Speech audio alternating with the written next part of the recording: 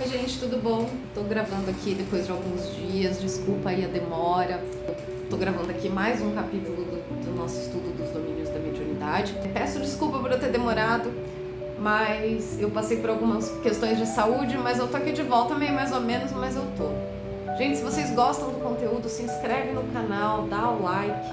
Pra mim tá sendo maravilhoso realizar esse estudo com vocês. Então vamos lá. A gente tinha saído do capítulo anterior, que era sobre a reunião mesmo, né?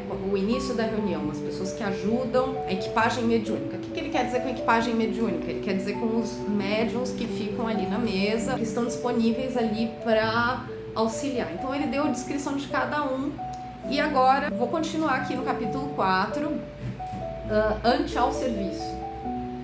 Leve chamamento à porta provocou a saída de um dos companheiros de atitude de meditação para atender.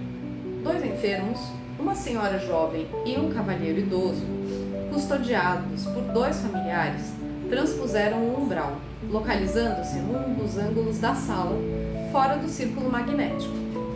São doentes a serem beneficiados, informou-nos o orientador.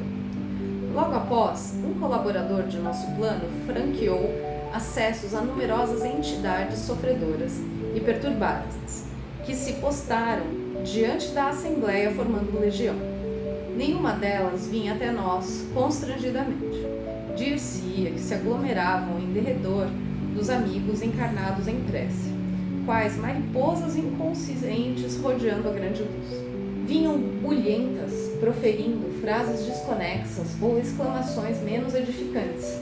Entretanto, logo que atingidas pelas emanações espirituais do grupo, emudeciam de pronto, qual se fossem contidas por forças que elas próprias não conseguiam perceber. Atencioso, Aulus notificou: são almas em turvação mental, que acompanham parentes, amigos ou desafetos às reuniões públicas da instituição, e que se desligam deles quando os encarnados se deixam renovar pelas ideias salvadoras, expressas na palavra dos que veiculam o ensinamento doutrinado. Modificado o centro mental daqueles que habitualmente vampirizam, essas entidades veem-se como que despejadas de casa, porquanto, alterada a elaboração do pensamento naqueles a quem se afeiçoam, experimentam súbitas reviravoltas nas posições em que falsamente se equilibram. Algumas delas, rebeladas, fogem dos templos de oração como esse, detestando-lhes temporariamente os serviços e armando novas perseguições às suas vítimas, que procuram até o reencontro. Contudo, outras, de algum modo tocadas pelas lições ouvidas, demoram-se no local das predicações em ansiosas expectativas, famintas de maior esclarecimento. Então, gente, a gente vê aqui que quando a gente chega numa reunião, quando a gente chega no centro, às vezes a gente vem acompanhado de energias negativas e companhias negativas. E essas companhias, às vezes, esperam a gente do lado de fora,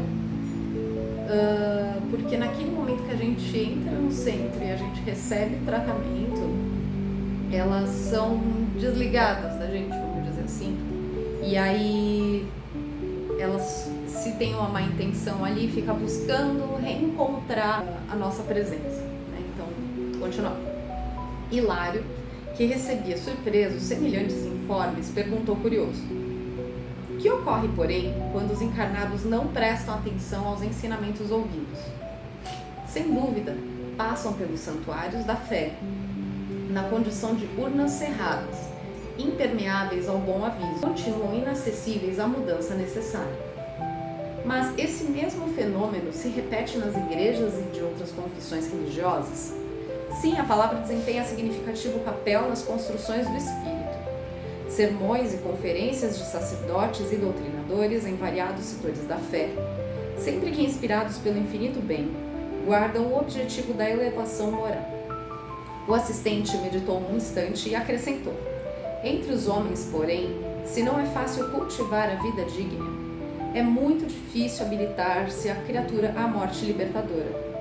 Comumente desencarna-se a alma sem que lhe desgarrem os pensamentos enovelados em situações, pessoas e coisas da terra. A mente, por isso, continua encarcerada nos interesses quase sempre inferiores do mundo, cristalizada e enfermiça em passagens inquietantes, criadas por ela mesma.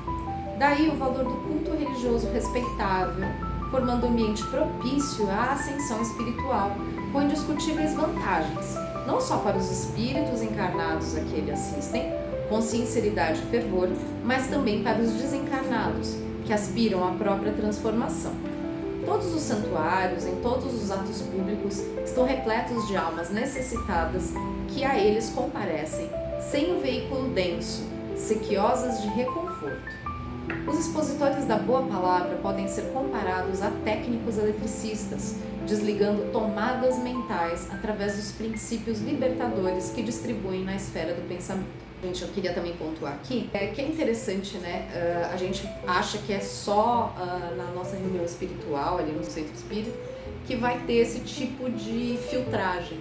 Mas não, em qualquer manifestação religiosa que eleve o nosso espírito, eleve a nossa vibração, o nosso pensamento, existe essa forma de transformar, esse poder transformador de vibração. E aí a gente tem dois momentos interessantes, que é a pessoa que está lá, encarnada, né, que está passando por esse processo de transformação, e por ter passado por um ensinamento e por ter agregado aquele ensinamento a si mesma, ela sai de lá transformada e não consegue, mas influências não têm mais influência sobre ela.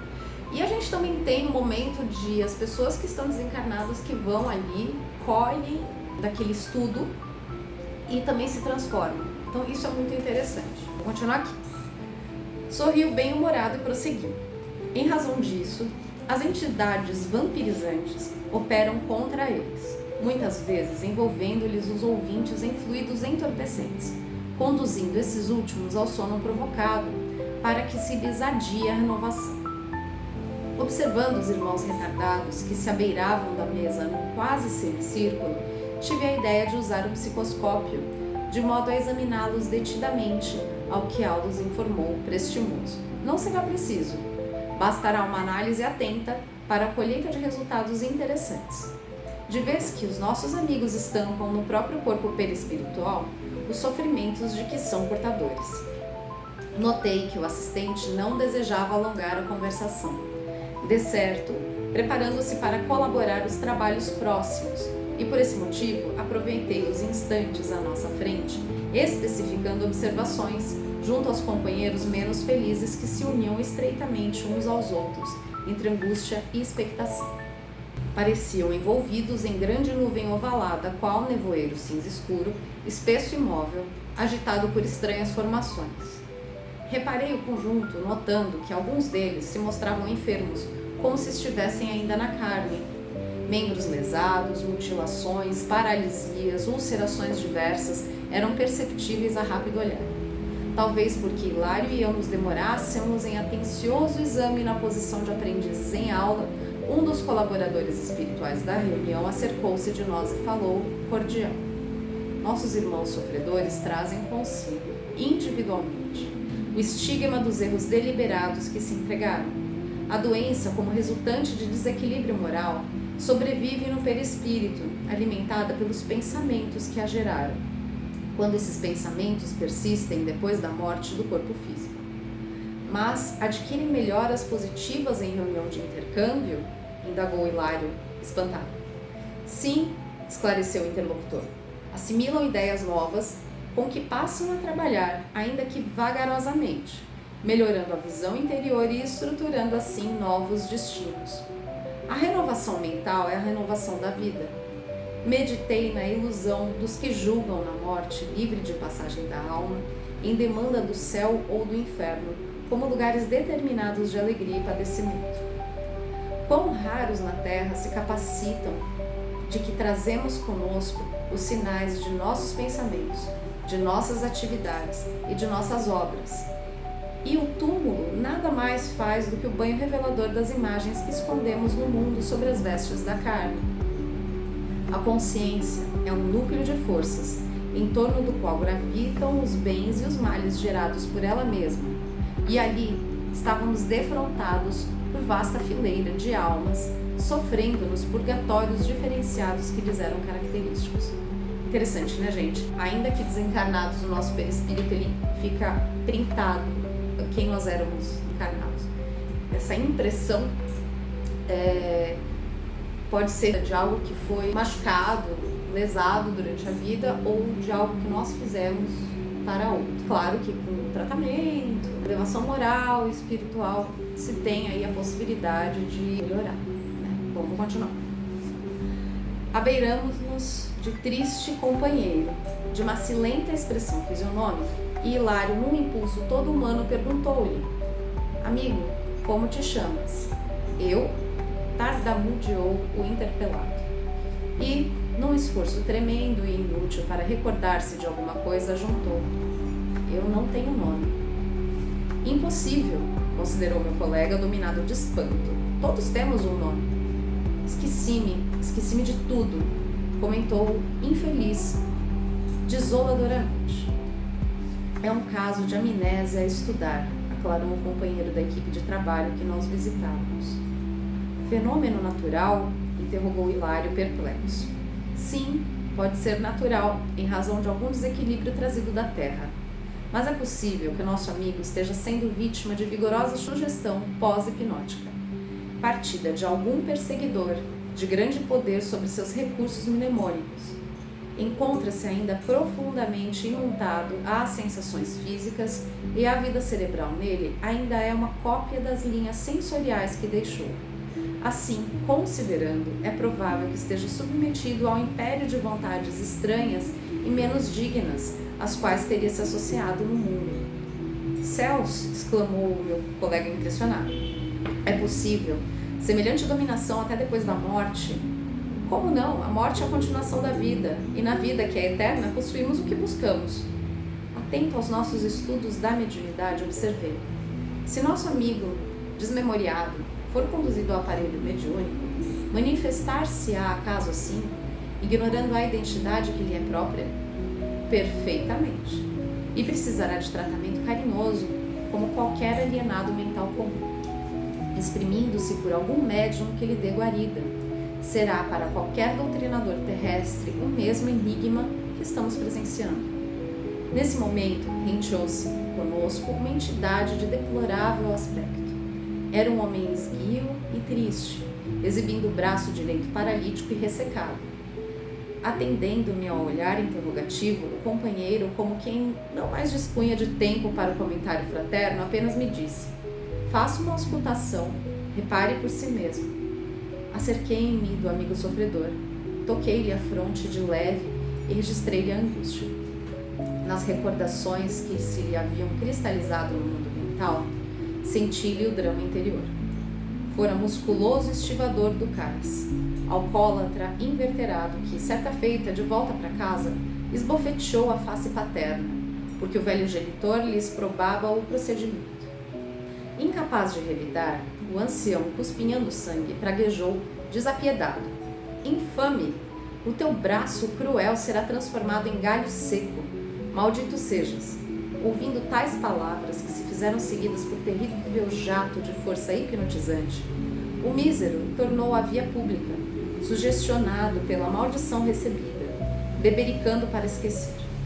Cambaleante foi vitimizado num desastre de bonde, no qual veio a perder o braço. Sobreviveu por alguns anos, coagulando contudo no próprio pensamento a ideia de que a expressão paternal tivera a força de uma ordem vingativa a se lhe implantar no fundo da alma, e por isso, ao desencarnar, recuperara um membro dantes mutilado a pender, ressecado e inerte no corpo perispíritico. Enquanto refletia, o nosso orientador reaproximou-se de nós e, percebendo quanto se passava, informou: é um caso de reajuste difícil, reclamando tempo e tolerância. E, afagando os ombros do paralítico, acentuou: nosso amigo traz a mente subjugada pelo remorso com que ambientou nele mesmo a maldição recebida. Exige muito carinho para refazer-se. Sem despreocupar-me do tema que nos prendia a atenção, inquiri: se esse companheiro utilizar-se da organização mediúnica, transmitirá ao receptor humano as sensações de que se acha investido? Sim, elucidou o assistente, refletirá no instrumento passivo as impressões que o possuem, nos processos de imanização em que se baseiam os serviços de intercâmbio. Sorriu bondoso e acrescentou: No entanto, não nos percamos agora nos casos particulares. Cada entidade menos equilibrada de quantas se acham reunidas aqui traz consigo inquietantes experiências. Observamos de plano mais alto. E conduziu-me à cabeceira da mesa, onde o nosso amigo Raul Silva ia começar o serviço de oração. Bom, gente, essa foi a leitura de hoje. Comentando sobre esse último pedacinho aí, se aproximou deles um amigo que, primeiramente, ele não tinha memória de quem ele era, provavelmente de algum resgate que ele tinha, questão meritória. Claro que se ele for incorporado em algum médium, o médium vai incorporar um espírito que também não tem memória. E depois, logo em seguida, se aproximou um homem sem um braço, com um braço seco, por ter dado um soco no pai, e pelo pai ter praguejado contra ele, né? Então, ele incorporou essa praga e realmente se sentia mal em relação a isso. É claro que também tinha aí o resgate que deveria acontecer. Se ele evoluir espiritualmente, ele consegue reacertar o braço perispiritual. É isso que eu quero dizer para vocês, gente. A gente tem esse corpo físico aqui. Mas para esse corpo físico funcionar, essa cabeça aqui funcionar tudo mais, a gente tem um corpo perispiritual que o nosso corpo físico não tem a sutileza de enxergar. Mas ele existe. E ele reflete tudo que faz parte da nossa realidade. Se ficamos doentes, o que carregamos dentro do nosso coração. Então é isso. O estudo de hoje foi esse, o capítulo 4 do nosso livro Dos Domínios da Mediunidade, do Chico Xavier. Eu continuo semana que vem com a assimilação de correntes mentais. Ele vai explicando lindamente como é que funciona essas reuniões. São passagens curtas, né? Mas é isso que é interessante, que dá um vídeo aí de uns 20 minutos, mais ou menos. Dá para acompanhar. Muito obrigada por assistirem. Fiquem à vontade para deixar os comentários de vocês. E eu vejo vocês na próxima. Tchau!